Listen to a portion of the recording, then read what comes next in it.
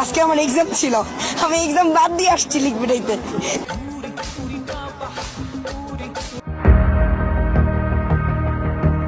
July যোদ্ধারের tag লাগিয়ে কখনো blackmail, আবার কখনো মামলা বাণিজ্য কিংবা প্রতারণার ফাঁদে ফেলে বিপুল পরিমাণ অর্থ আত্মসাৎ, এমন কোনো অপরাধ নেই যা করেননি এই তরুণী।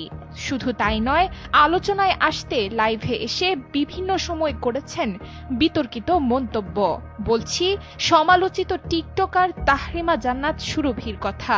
সম্প্রতি তার বিরুদ্ধে উঠেছে গুরুতর এক অভিযোগ। সুরভির বিরুদ্ধে 50 কোটি টাকা চাঁদাবাজির অভিযোগ উঠেছে। পুলিশ সূত্রে জানা যায়, গুলশানের এক ব্যবসায়ীকে জুলাই আন্দোলনের আলোচিত মামলায় জড়ানোর হুমকি দিয়ে আদায় করা হয় প্রায় 2.5 কোটি টাকা। আর তদন্তে উঠে এসেছে, এই চক্রের নেতৃত্বে ছিলেন সামাজিক যোগাযোগ মাধ্যমে ভাইরাল সেই সুরভি। এ চক্র মামলা ও পুলিশি হয়রানির ভয় দেখিয়ে অর্থ আদায় করত বলে অভিযোগ রয়েছে।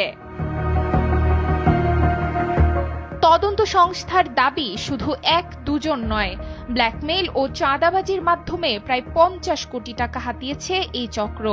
কখনো মামলায় ফাঁসানোর ভয়, কখনো আবার মীমাংসার মিষ্টি লোভ। এসবের আড়ালেই চলছিল কোটি টাকার ব্যবসা। এছাড়াও সুরভির বিরুদ্ধে বর্তমান সরকারের একজন উপদেষ্টা এবং সেনাবাহিনী প্রধানকে নিয়ে সামাজিক যোগাযোগ মাধ্যমে নিয়মিত কুরুচিপূর্ণ মন্তব্য করার অভিযোগ রয়েছে বলে জানিয়েছে পুলিশ। গত বছরের জুলাই-আগস্টের উত্তপ্ত সময়ে রাজধানীর গুলশান ও বাড্ডা এলাকার হত্যা মামলায় নাম জড়িয়ে দেওয়ার ভয় দেখিয়ে টাকা আদায়ের অভিযোগও উঠে এসেছে মামলার নথিতে।